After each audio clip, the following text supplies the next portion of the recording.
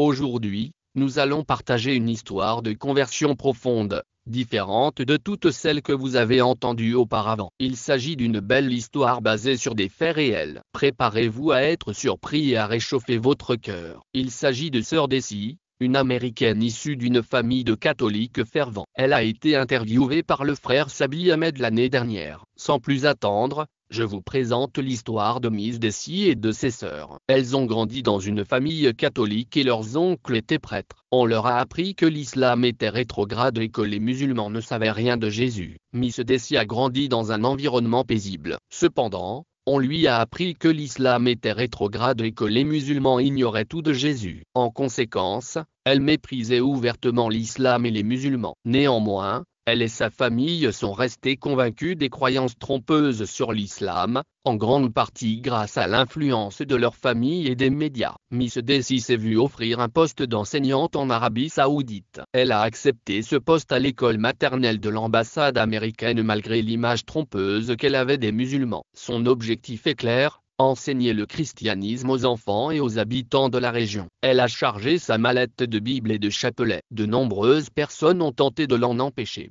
affirmant qu'elle s'exposerait à des conséquences désastreuses. Mais ce n'était manifestement pas le cas. Elle est arrivée en Arabie Saoudite et a commencé à travailler. C'est la première fois que Miss Daisy rencontre des musulmans sur le plan personnel. Finalement, elle a décidé de parler de Jésus aux gens, à mesure qu'elle se sentait plus à l'aise dans son travail et qu'elle s'installait. Elle voulait parler de son amour divin. Jésus-Christ ne lui a donné aucune raison de ne pas le faire. Elle a grandi avec la conviction que les musulmans ignoraient totalement qui était Jésus. Daisy était certaine que les musulmans n'étaient pas civilisés et était déterminée à les corriger. Cependant, elle a été étonnée de découvrir que les musulmans avaient beaucoup à apprendre sur Jésus. Chaque fois qu'elle partageait un miracle de Jésus, que la paix soit avec lui, elle était accueillie par deux autres. Elle fut étonnée de découvrir que les musulmans en savaient plus sur Jésus qu'elle et sa famille. Miss Daisy avait pensé qu'elle serait emprisonnée pour avoir apporté des Bibles avec elle. On lui avait dit que ses tentatives d'apporter la paix et l'amour dans la culture islamique se solderaient par un emprisonnement. Cependant, tout le plan de Miss Daisy pour le travail missionnaire était maintenant: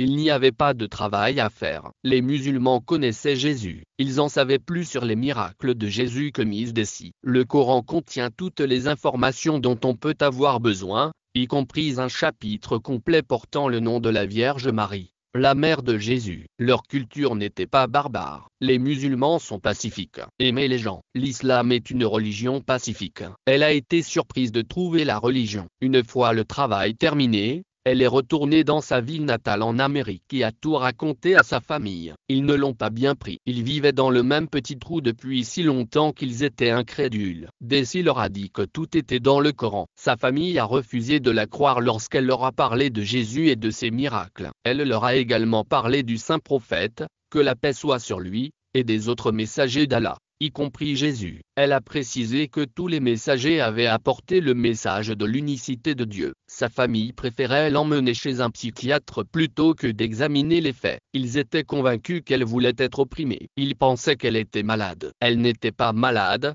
alors pourquoi voudrait-elle être opprimée? Pour eux, suivre l'islam en tant que femme équivalait à une oppression. Elle n'avait aucune raison de ne pas passer sa vie en tant que chrétienne libre. Ces éléments ont eu raison d'elle. Elle fut temporairement ralentie. Mais Allah est le meilleur des planificateurs. Sa famille l'a emmenée voir le prêtre de son enfance pour qu'il la guide. Elle raconta son histoire au prêtre. Le prêtre était sage. Il lui dit: en fin de compte, tu n'as qu'à faire ce que ton cœur te dit de faire. Si ton cœur te dit que c'est bien, fais-le. Elle est devenue libre. Elle a repris son pouvoir. Elle a pris une décision. Elle a commencé à penser rationnellement et a décidé de croire à la fois au saint prophète, que la paix soit sur lui, et à Jésus, parce qu'elle savait au fond de son cœur que c'était la bonne chose à faire. Elle a poursuivi ses études sur l'islam et a cessé de fréquenter l'église au bout de quelques années. Lorsque ses enfants ont participé à un camp biblique, l'enseignant a dit à Daisy: aujourd'hui, nous allons parler aux enfants.